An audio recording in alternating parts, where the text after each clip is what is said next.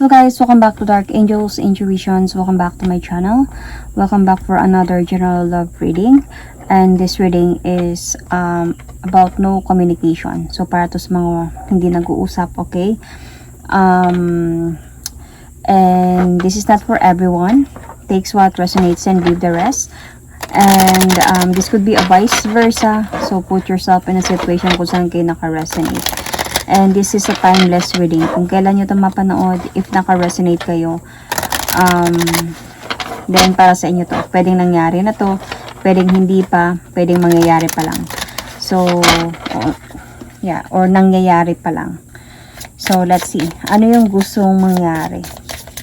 I mean, ano yung gustong sabihin sa'yo ng person mo for this no communication message? Ano yung message ng person mo? You hurt me. Everything that happened hurt me so much. I need more time to heal. Kaya ayaw kanyang kausapin. What happened? I'm going to pull oracle card. This is your person's heart secrets. Okay?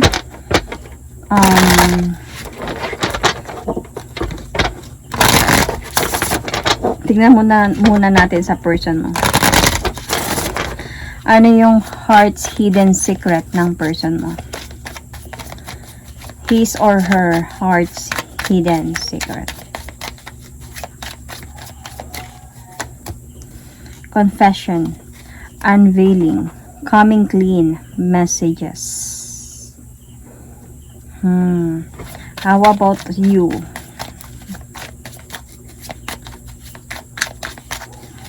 Ano yung heart's hidden secret mo? Soulmates, deep love, unity, connection. So, feeling ko nagkamali itong person na to sa paniniwala kung anong ginawa mo. So, yun talaga yung, I don't know, nakukuha ko dito sa reading na to.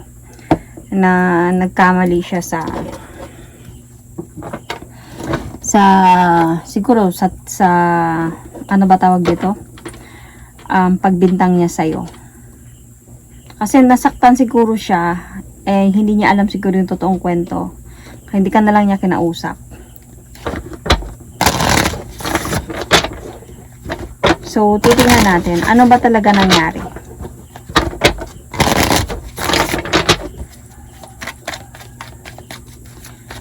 What is happening? Bakit wala kayong communication ngayon? Hurt me. Hurt, nasaktan talaga siya. This person felt betrayed.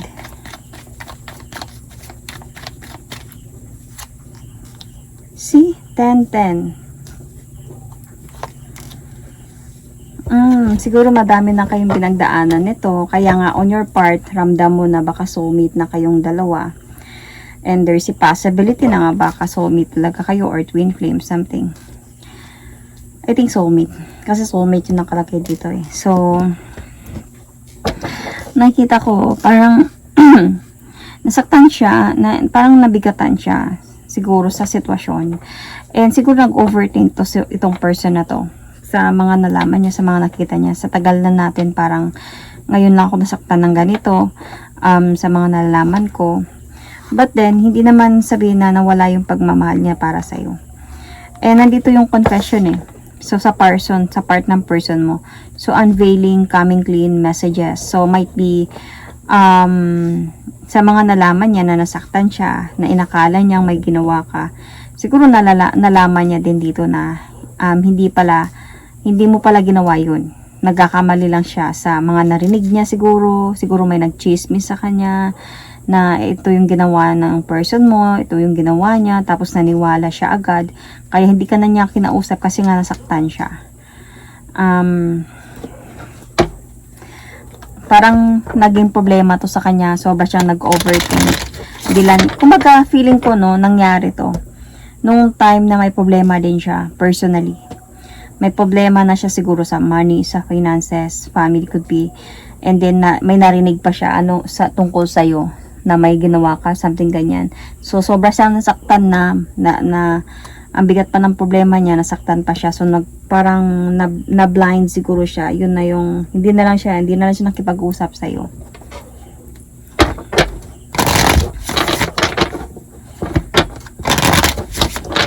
So, ano ba yung nararamdaman niya ngayon?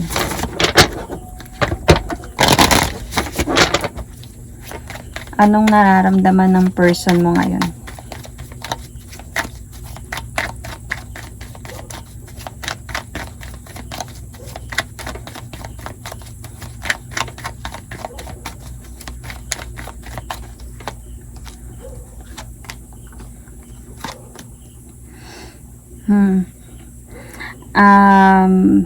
Decision.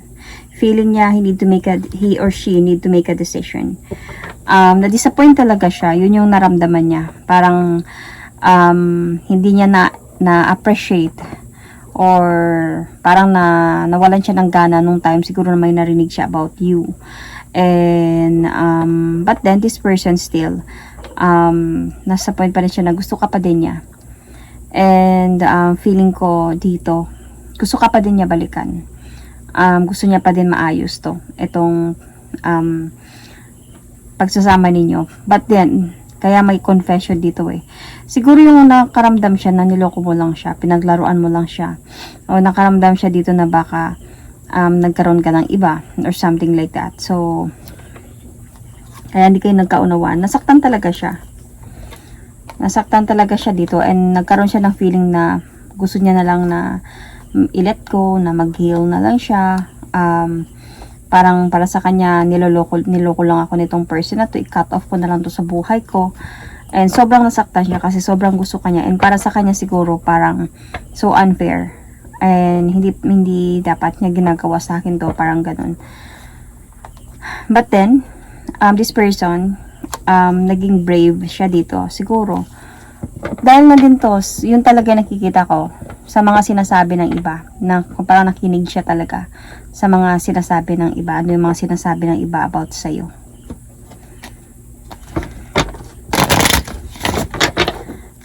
So, ano yung feeling mo naman dito towards this person?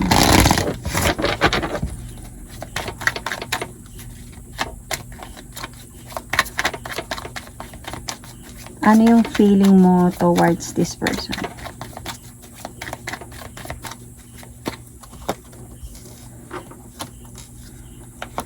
Naramdaman mo din naman talaga na mahal ka niya. Kaya nga feeling, may ano ka dito, your heart's hidden secret here is soulmate na kayong dalawa. Kasi ramdam mo na mahal ka talaga niya. I mean, o ramdam mo, yeah, na mahal ka talaga niya. So, it's just that hindi ka lang din talaga sure about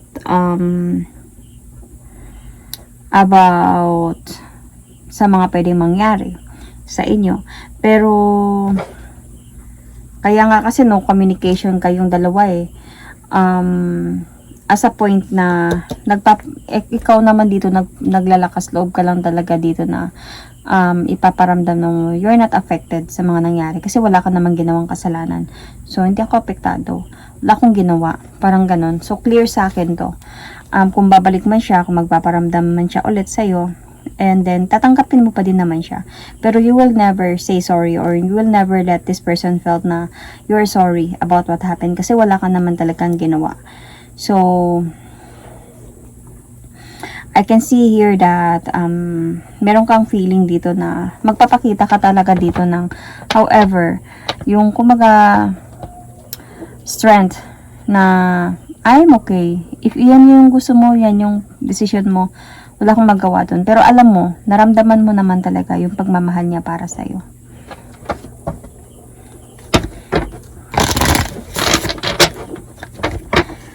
So, I just really wanted to know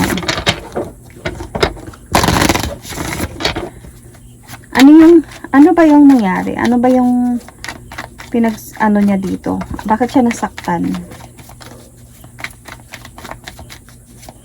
Nung meron.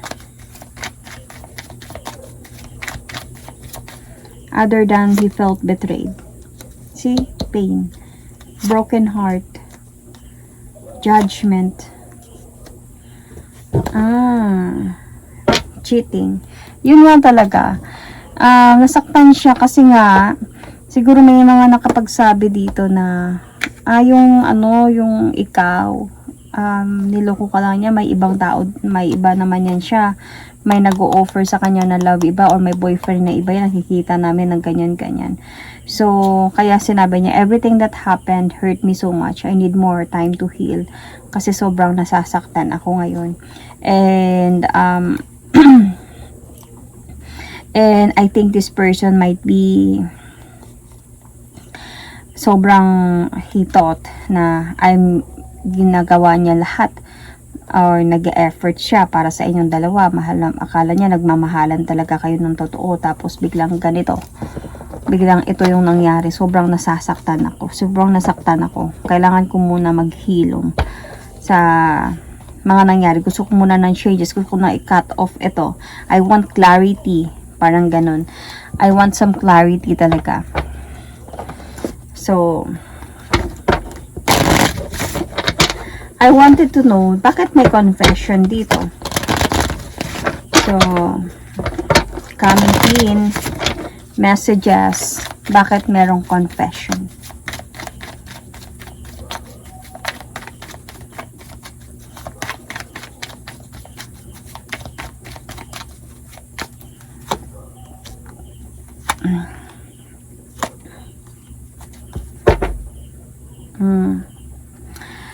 So, nung time na hindi na kayo nag-uusap dalawa, o hindi kanya kinausap na, siya yung hindi ang kipag-usap sa'yo, diba? I think, knows kanya na lang, hindi na lang siya nakipag-usap sa'yo.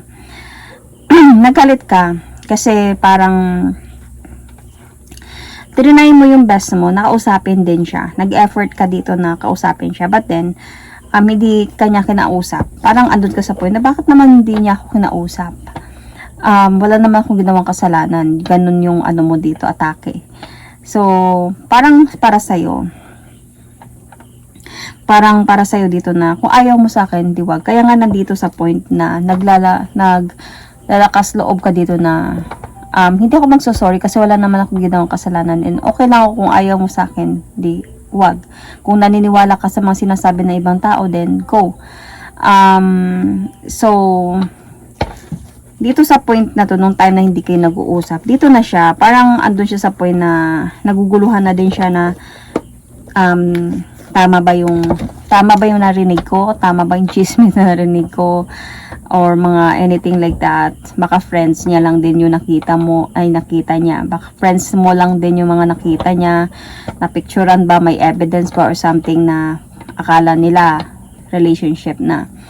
So, might be dito siya na parang itong person na to wanted to confess about what happened. Kasi parang nakikita, kasi syempre mahal ka niya eh. Parang nakikita niya na parang andun sa point na willing ka na din na makipag-iwalay kung ayaw niya talaga.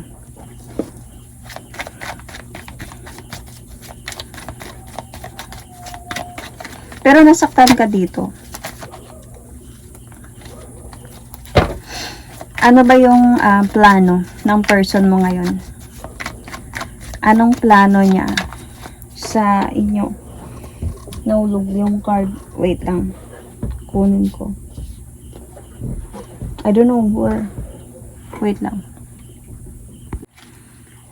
So, ang nahulog is 2 of Cups. So, plano niya pa rin talaga na makipagbalikan sa'yo.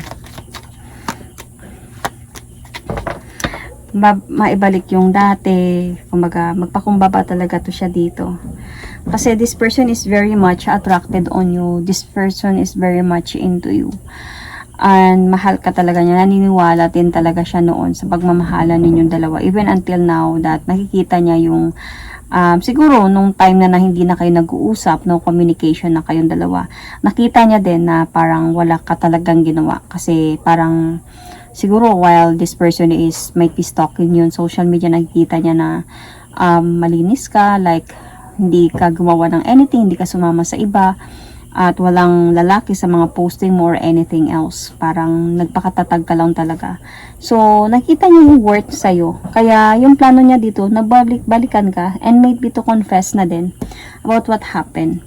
And to offer you second chance dito. And yun nga, hindi naman talaga niya ginusto yung umalis siya. Siguro, sabi ko nga kanina, 'di ba, na nagkagulo-gulo na siguro yung buhay niya. Tapos nalaman niya pa na nagloko ka. Syempre umalis siya. Di niya ginusto yun. So, might be this person is already gathering some idea na to come back to you na din. Na ipaglaban ulit itong relationship ninyong dalawa. So, ikaw, ano ba yung plano mo naman dito? Let's see. Ano yung plano mo?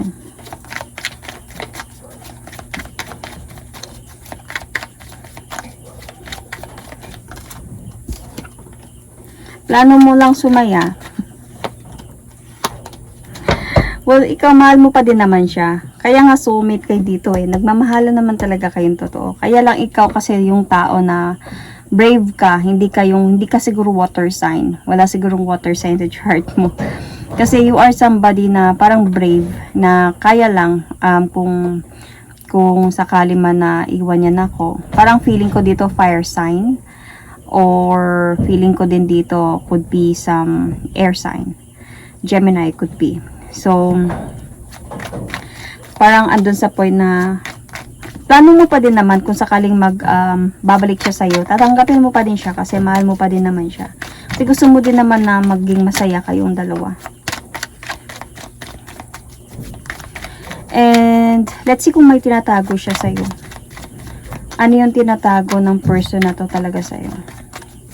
Baka malay mo ginagawa niya yun tapos napunta lang sa'yo.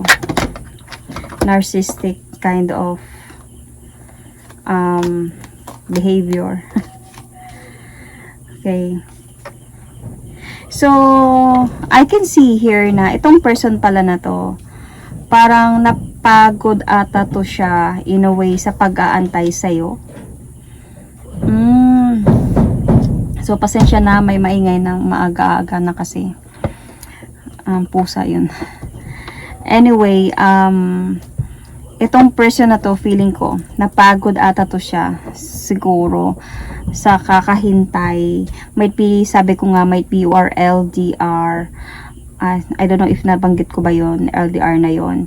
Kasi tapos, itong person na to din, parang, gusto ka naman niya, pero parang hindi niya kayang mag-antay. Kumbaga hindi niya alam kung paano ilaban itong connection na to. So parang andun sa point na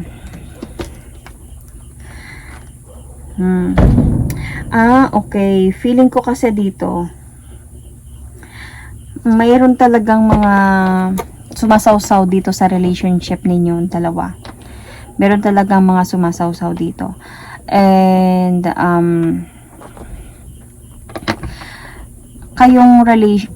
etong relasyon ninyo na to, hindi na kayo okay.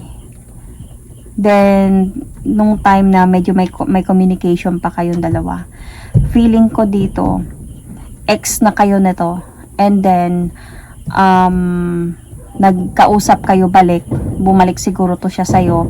So, nagkaroon kayo ng communication, nagantay siya ng siguro ng sagot mo. Siguro, nagantay siya na patawarin mo siya ulit. Or, ikaw naman, siguro binigyan mo siya ng, siguro patunayan mo muna lahat. So, nagkakaroon na kayo ng mga communication. Nagkakaroon na kayo ng a little bit na pag-aayos. Isa na din siguro bakit may confession dito.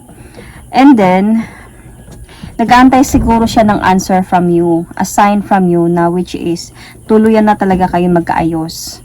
So, siguro siguro matagal na kayo nito. Siguro ilang beses na din to nangyari sa inyo kasi may long term na din dito eh. So, kaya pala din siguro merong ganito. After that, may sumasawsaw ng mga judgmental people around you na ito siya, kaya siguro hindi pa yan nakipagbalikan sa'yo kasi ganyan, kasi ganito. So, dito siya naggalit, dito siya nasaktan. Napagod ako mag-aantay sa'yo, tapos meron ka lang pala iba. Parang ganon. So, parang dumating din siya sa point na better na lang na hiwalayan na lang talaga. And mag-heal na lang ako. Pero, during those time na hindi kayo nag-uusap dalawa, is hindi niya pa rin makaya na hindi ka mahalin, hindi ka isipin, kasi mahal ka pa rin talaga niya. So, see, may judgment dito. Kaya kanya hindi kinausap. But the thing here is, yung nararamdaman niya kasi dito is, mahal ka pa rin talaga niya. Like, ikaw pa rin yung hinahanap niya. No matter what people say, ikaw pa din yung hinahanap niya. So, may tinatago ka ba talaga dito? Baka naman totoo yung nakita niya sa'yo, na meron ka talagang someone else. But let's see.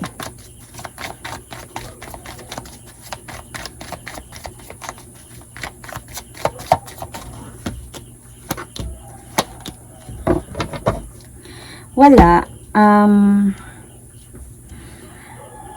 Ang meron sa'yo dito, baka feeling ko, may nangliligaw sa'yo.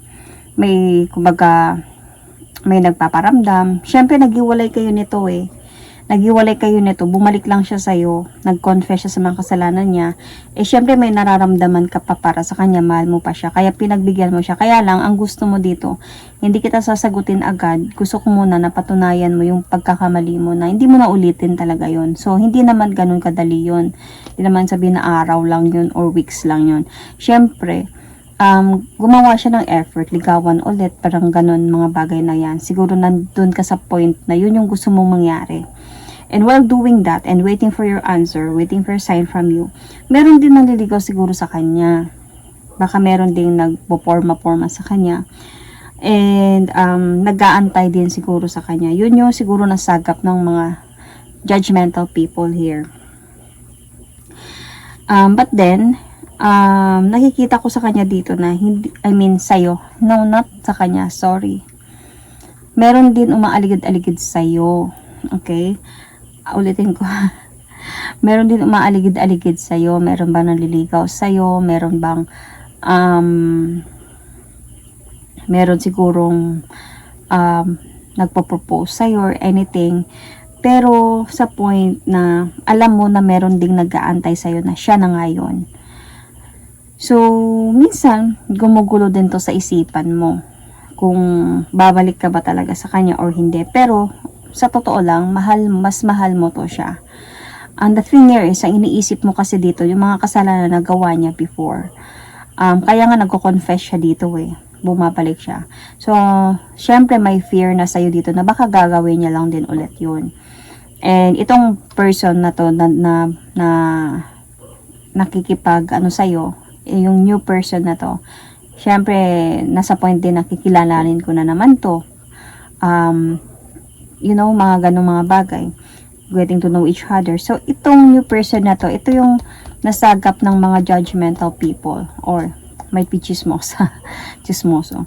At nakapagsabi sa'yo na, meron yan siya ganyan, nakita ko na may kausap siya. Dito to siya nasaktan, na nalaman niya yun. So, pero hindi mo naman to boyfriend. Hindi. Parang nag-o-offer lang talaga to siya sa'yo ng love. Nag-o-offer lang talaga siya sa'yo ng love. And, hindi mo na nga to kinakausap sana eh. Kasi, willing ka naman na sana tanggapin siya ulit itong ex mo. Hindi mo na nga siya, hindi kayo masyadong nag-uusap nito. Kasi ang gusto mo talaga mangyari, makikita mo lang siya na nagbabago na siya. Tanggapin mo na talaga siya ulit. Gusto mo lang na magbago siya. Ino-observe mo lang naman to siya eh. Kasi nasaktan ka din talaga before. Kaya nga bumabalik siya na siguro to confess his mistake sa'yo. So, gusto mo yung patunayan niya muna talaga na nagbago na talaga siya. So, yun. Nagselos siya. Seloso siguro to siya. Might be merong Scorpio dito sa part ng person mo. Na dito din yung Scorpio sign. Might be also Aries, Sagittarius, Leo.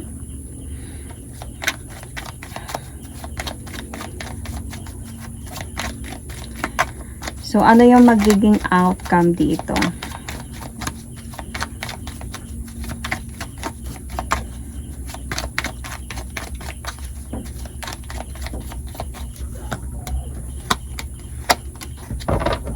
Wala, magkakabalikan pa rin talaga kayong dalawa.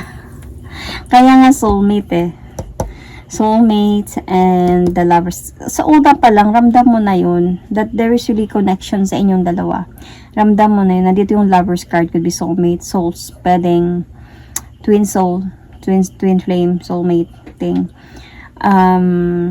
Sa dami nyo ng pinagdaanan na dalawa, palagi na lang kayong may comeback dalawa. So, parang sa una pa lang, ramdam mo na yun na babalik siya. Ramdam mo naman eh, mahal ka pa din itong person na to. And, sa daming beses nyo na siguro na pagdaanan to, at alam mo pa din na babalik pa din siya. And, para sa'yo, tatanggapin mo pa din talaga to. There is a possibility dahil nga baka asawa mo to, baka kasal kayo, baka live-in kayo, may responsibility kayo. Pwedeng ganon yun ha. So, kasi nakikita ko dito the outcome of this is, magkakaroon pa din ng new beginning sa inyo. And this time, magpo-focus na talaga kayo sa isa't isa, sa pagsasama ninyo. And there is a celebration here. Maayos yung mga hindi nyo pagkakaunawaan na dalawa. And I can see here na, kumbaga, may mga ano pa din, may mga struggle pa din kayo pagdadaanan, pero yung person mo, willing talaga siya na to come back to you. So, feeling ko na patunayan niya din dito na yung mga nasagap niyang balita. Di talaga totoo yun. Okay, baka nga, baka totoo na nanligaw yun. Totoo na, kasi nakita ko naman dito eh. Totoo na may gusto sa'yo talaga or nanligaw sa'yo or something. Pero hindi naman siya tinanggap. Hindi naman naging kayo. So, mali pa din yung mga judgmental people. So, I will going to pull oracle card. This is an when two hearts meet oracle card. Okay. So, connection oracle card. Tested. Well, you have been tested talaga by the universe. Your strength and weakness are being tested. Cupid. Love is in the air when Cupid is around. So, through this, dito na nga, diba, yung time na bumalik siya sa'yo, nag-confess siya sa pagkakamali niya. And, syempre, on your side, ano ko lang ha, summarize. On your side na gusto mo lang patunayan niya yung mga pagkakamali niya, hindi niya na ulitin yun. Syempre, during those time, hindi pa kayo ulit. Kumbaga, may freedom ka pa. So, gusto mo lang i-test itong person na to siguro, na kung gaano siya talaga ka-willing na balikan ka, whatever happens. Gaano siya this time, sa dami ng pinagdaanan ninyong dalawa, this time, gaano siya seryoso sa pagbabalik sa'yo na hindi niya na ulitin yung mga nangyari. Kasi sa totoo, mahal mo talaga to. So, kaya yun, nangyari na may nalaman siya kasi may nanligaw sa'yo. Siguro nagkipag-usap ka din dito in a way na para sa'yo, wala lang naman yun. Pag-usap ka lang din naman, wala naman nangyari sa'yo. So, nasaktan siya, nagselo siya, seloso kasi to eh. So, kaya, hindi ka na niya kinakausap. And para sa'yo, kung ayaw mo ko kausapin, di wag. Wala naman akong ginawa kasalanan sa'yo. O better na lang din, sige, mag-heal ka, ako din, i-cut off ko na lang din to. So, hindi niya carry yun kasi mahal ka naman niya. Hindi niya carry yun. Parang naramdaman niya, wait lang, ayoko mawala tong taong ato. Kaya, nag-continue pa din to siya sa'yo. To come back to you. So, anyway, I can see signs here. Gemini, Virgo, as I said, Aries, Sagittarius, Leo, Libra, si Pisces, Taurus, Leo, what else? Scorpio, as I said earlier. And, Sun, Moon, Rising, Venus. That is my readings for you, guys. Thank you and God bless.